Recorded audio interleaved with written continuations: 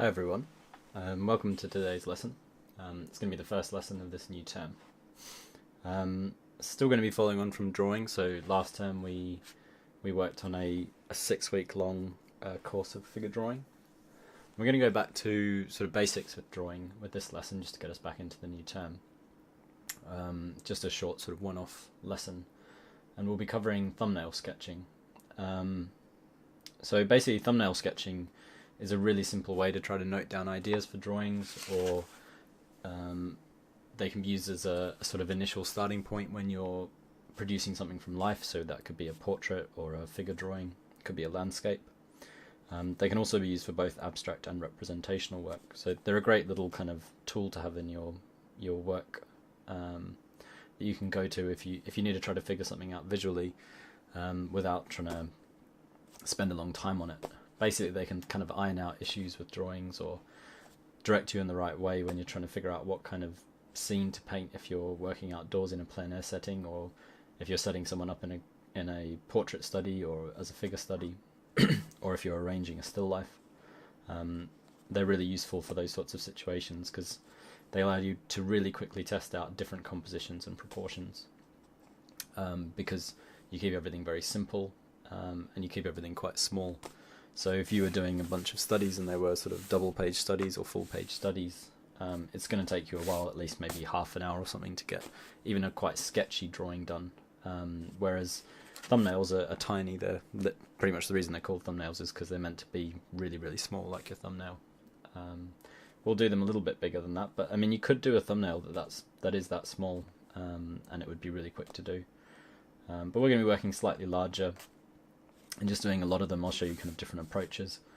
Some of the thumbnails I'll be doing from references, so photo references of landscapes or portraits, and others I'll show you how to just sort of, you can sort of start experimenting with stuff just straight out of your head in an abstract way.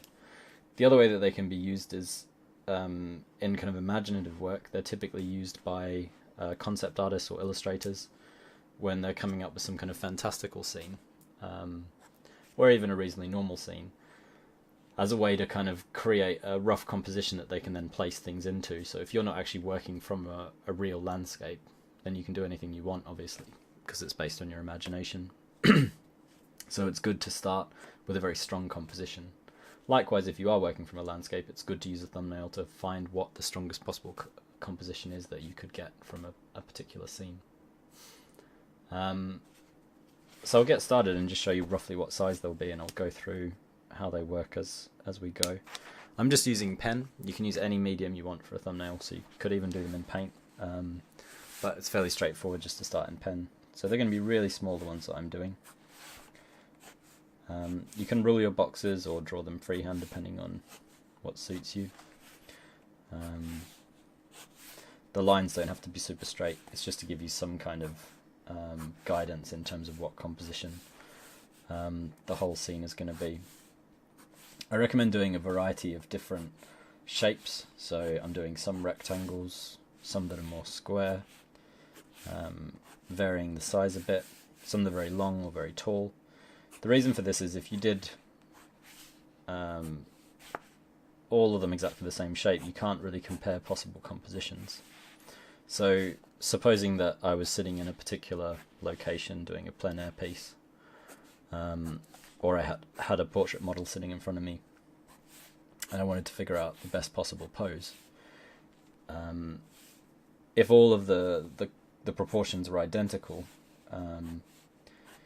it kind of limits the potential for variety as you explore. So the whole point of thumbnail sketching is you're exploring different compositions, and the aspect ratio that you're working at is an important part of composition. So keep them as kind of fairly standard rectangles. Obviously, if you were working outdoors and you had a particular shape of canvas or panel that you brought out with you, that's the size thumbnail that you would be doing. But if you have the opportunity to kind of explore this sort of thing before you actually pick your canvas or panel to work on, or piece of paper, I recommend doing so. So you should be able to see there I've just drawn out loads and loads of different little boxes. So when you're thumbnail sketching, that's a good thing to do. It kind of sets you a target for how many that you want to fill in. You can also just do them as you go, as is necessary, but I kind of like to have a big array of them, and you can kind of do the same composition in one and the other. So I'll start showing you now how that would work. I'm going to be using a slightly thicker marker for these early ones. And I'm also, as I say, I'm just using pen, so it's just going to be pure black and white. You can make your thumbnails more complex. You could use pencil, you can use paint, you can use watercolor. The main point is that they're really small when you're working on them. So the idea is that when you're creating your thumbnail, you're just focusing on the major shapes in the scene that you're looking at.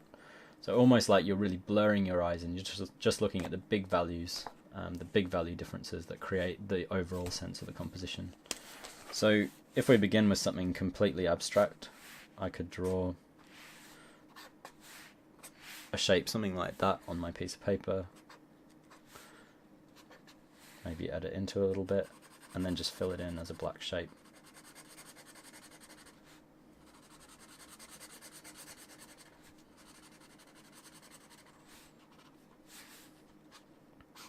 So something like that is a completely acceptable thumbnail sketch. You could start to add detail to it if you wanted to stop being abstract. So as I was saying with illustrators, they would often start to maybe add a sense of some kind of human form, or maybe some natural forms. They might start to add something that looks a little bit like trees. But because of it being so tiny, you sort of get away with a lack of detail. So your brain starts to kind of try to figure out what's going on. So I might add a horizon in the background, and then darken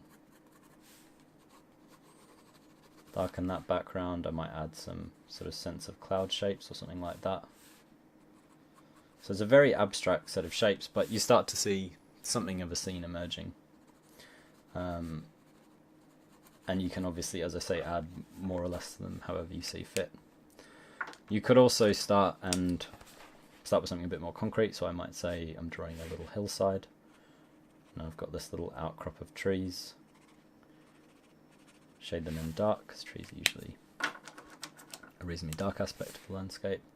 And I might darken the land so they kind of start to merge a bit with the trees, and you're left with something like the sky.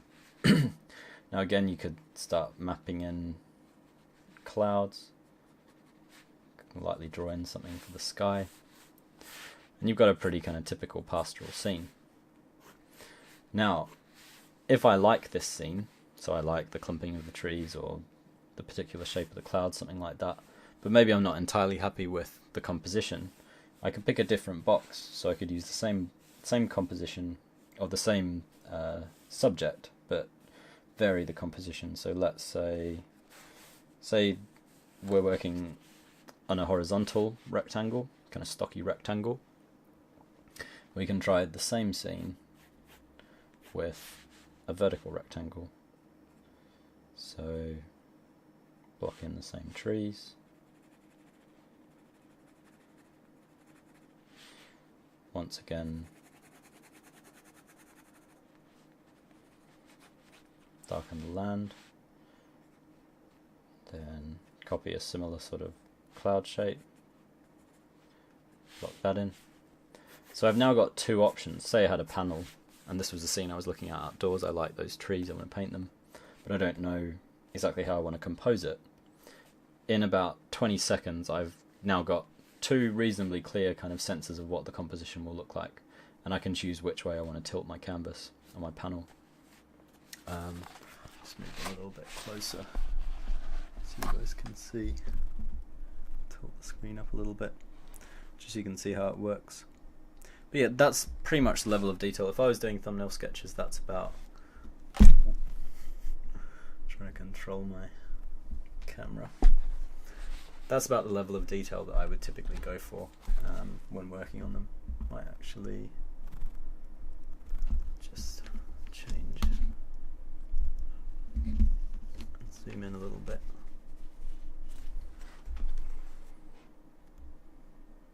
There we go, just so you can see a little bit better. Yeah, so that's the level of detail. You could go really extreme, so let's say you weren't limited by palette size and you were trying to play around with something. You could say, well, what would it look like in a super wide setting. So if the land was quite low down, the clump of trees maybe was about 1/3 of the way across. And again, they were quite dark.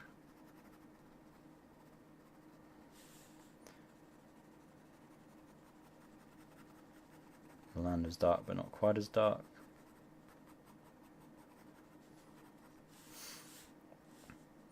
We've got those cloud shapes again. Maybe we'd have to stretch them out a bit given the size of the scene, but something like that.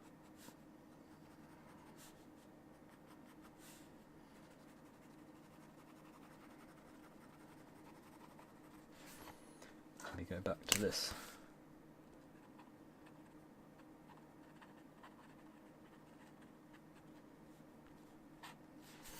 Darker pen.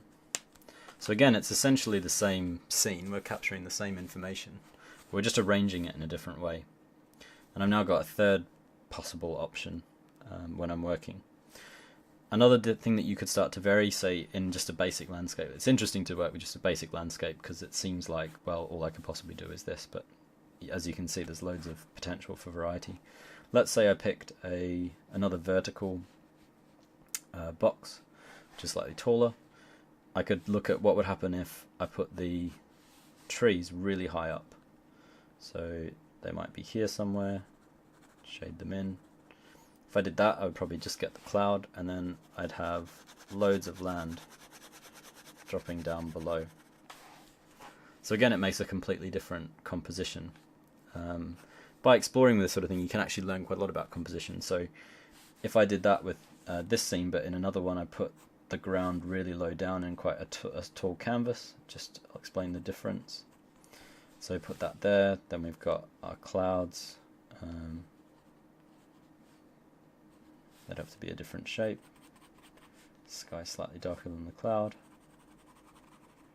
And shade in our landscape. So these two scenes, the focal point is essentially the same.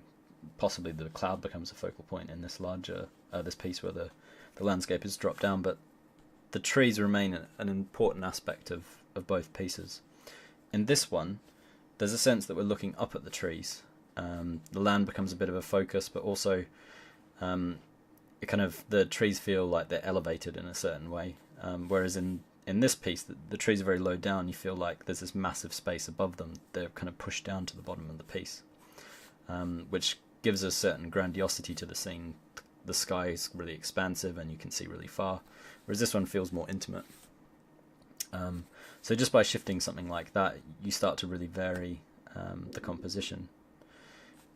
In a scene like this really wide one, we might start to think, is this necessarily balanced? So we've got this very dark clump on the right hand side of the piece, a reasonably even distribution of cloud shapes or sky shapes between the clouds.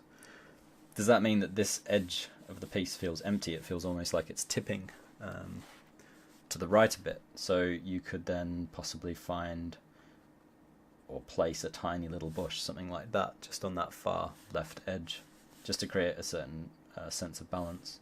Or maybe you could have a few little birds or something like that flying on that side. So you're trying to find a sense of balance in your composition, not symmetry. Symmetry is something different. You're looking for aesthetic balance, so it can be asymmetrical, but in terms of interest, so level of interest in the scene, you want balance.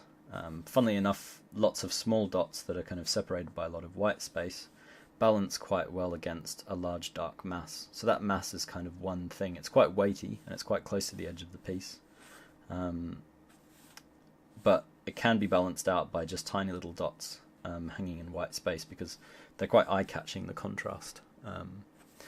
It's something I'll write a document actually this week about that aspect of composition.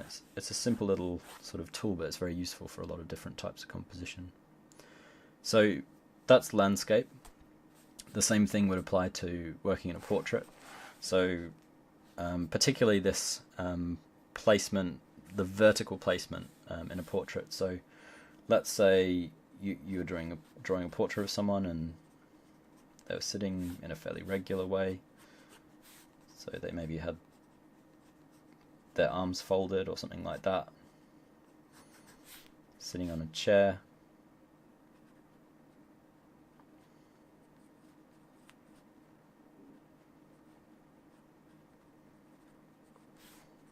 dark background around them.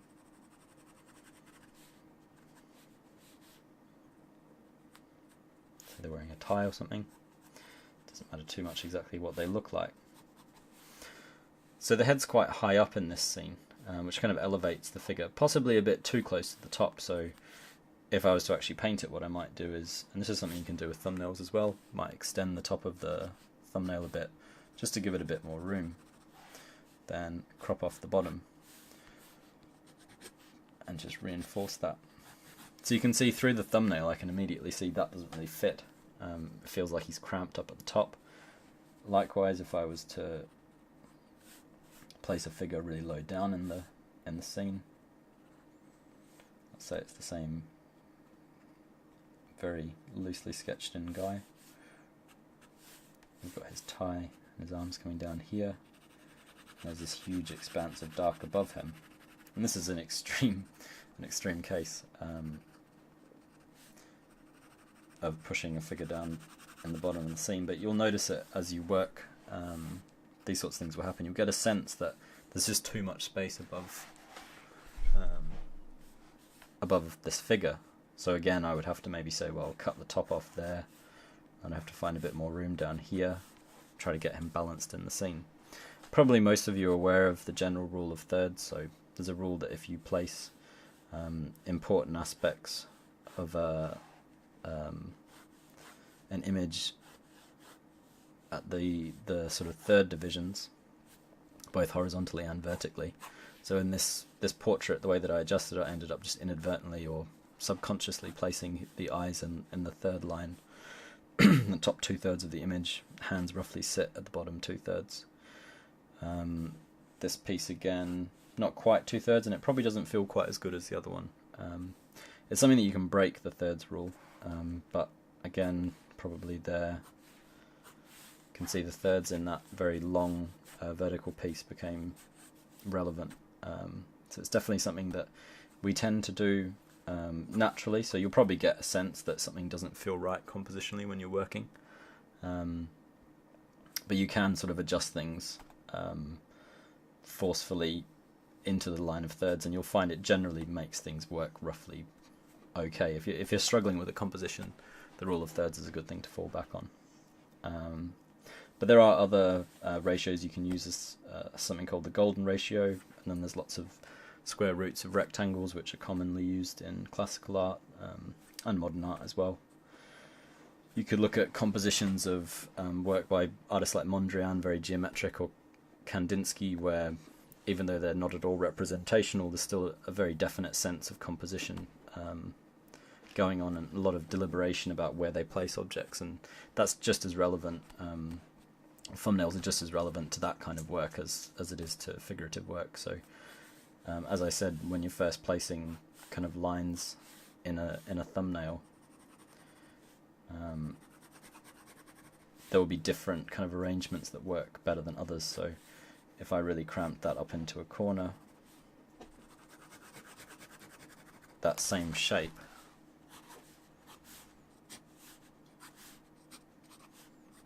can draw on geometric abstract artists. So you can see that same shape just works differently in a different sort of setting. If we did it in something more rectangular, again it changes the composition, it changes the feel of the image. It's a subtle difference with something like this because it's still primarily the same shape, but it really alters the nature of the relationship between light and dark in this particular instance. If you're working in colour with thumbnails, again you can play around with different colour compositions. So if you were working on a little oil canvas and you had a bunch of abstract scenes or landscapes you wanted to play around with, do you want a kind of general blue cast, or do you want it to look very yellow? It might make it feel like it's nighttime, or it might make it feel like it's early morning or evening. If you wanted to play around with different relationships between colours in your abstract scene, so you've got the shapes defined, but then you want to figure out what kind of colour relationship you want to work with. You can then mess around with colour when you're producing these thumbnails. You just keep them the same size and you keep them just as simple as this, but it's just allows you to explore further the potential in each scene that you're working on.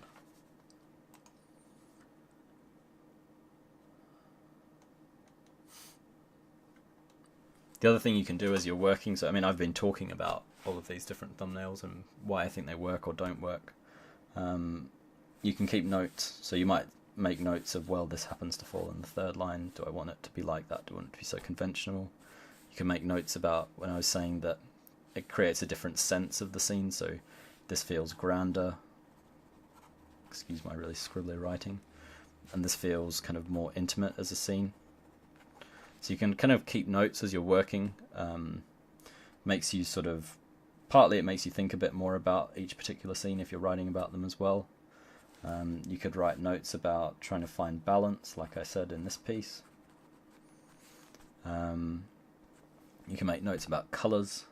You can do things like, if you only had a black pen but you wanted to be able to paint something like this in the studio, you could maybe make a note that this sort of like a transition from, let's say, a kind of blue-green to a lighter yellow-green. Trees are black. Sky might be a kind of steel grey, something like that. So you can keep notes about colours. It's a form of taking colour notation when you're outdoors or when you're working from a scene. I've sometimes done these sorts of things for very dark scenes, so you might find if you're outdoors and you want to paint sort of a nocturnal scene, you wouldn't actually be able to get the colours right. You might have just enough light that you can kind of get these little shape sketches down. But you could say, this bit here is lighter than this bit, this other bit darker, so on. You could expand them into a kind of bigger, more detailed drawings at that point if you needed to. So you could start to produce larger thumbnails.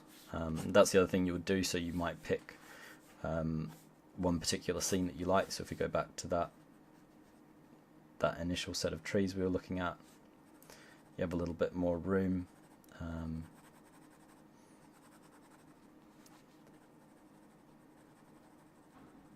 To kind of create a little bit more value, complexity. So I've made the underside of the trees a little bit darker in this one just because I have a bit more space to do so. To catch up with the focus. You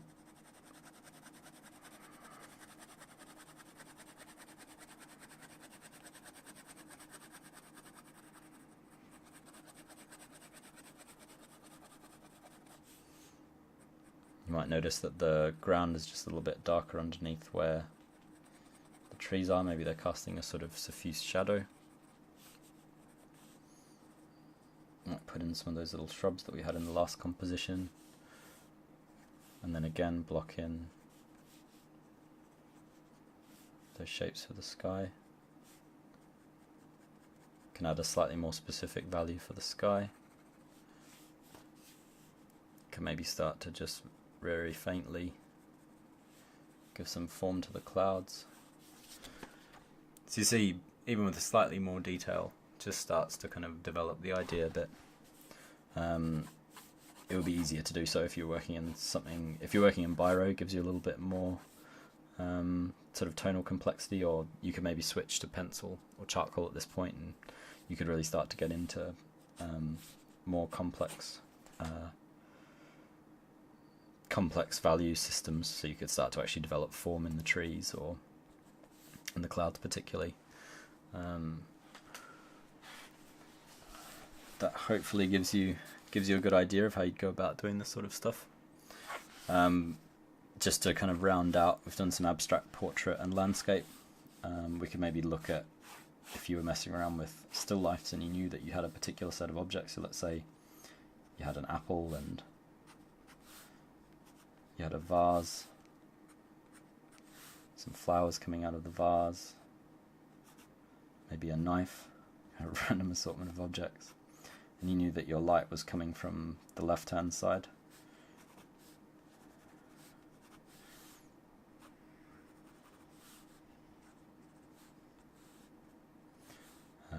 You know that you maybe want a dark background, or you could kind of think, do you want a dark background behind it, a lighter table?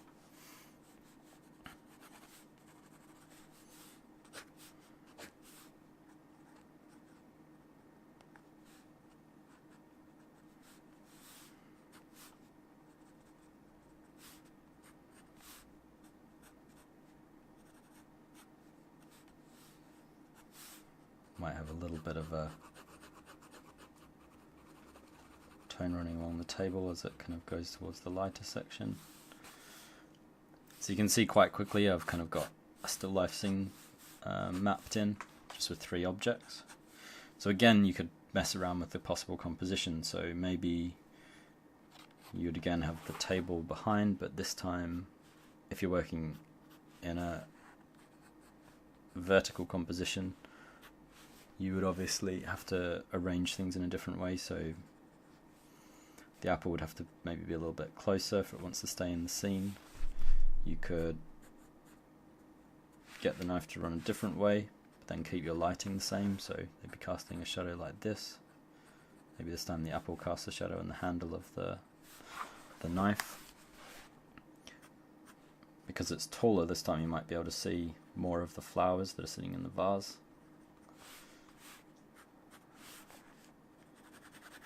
And they'd contrast with the background.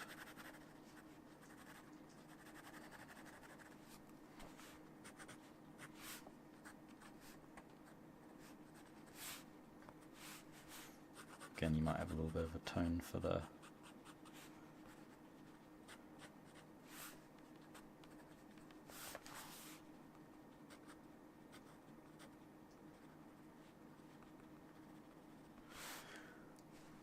so you can see again we've got 2 kind of in a way very similar scenes, but in another way very different. Compositionally they're very different. This is possibly more, in a way, more interesting. It's more unusual to arrange your objects in this way, to cut off the tops of the flowers, you can't see them. Creates a sense of mystery. This is a lot more conventional. So it really depends what you're doing. Again, I could maybe say, well, the way that I've sketched that in, it feels like there's just not enough room for those flowers. It feels slightly unbalanced, like they're really cramped up against that top right corner, so I could just extend out the top and right hand edge of the scene to create some more room for them.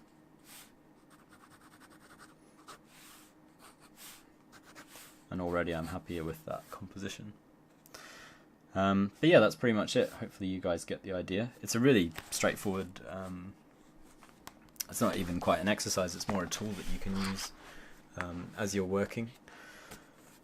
It's just a really great thing to be able to do. You can kind of mess around with this in your free time, or if you're half doing something else, it's almost a form of doodling. It's that kind of, that easy to do. You can develop your drawing skills with it, so you can start to kind of improve your ability to draw interesting shapes and play around with composition.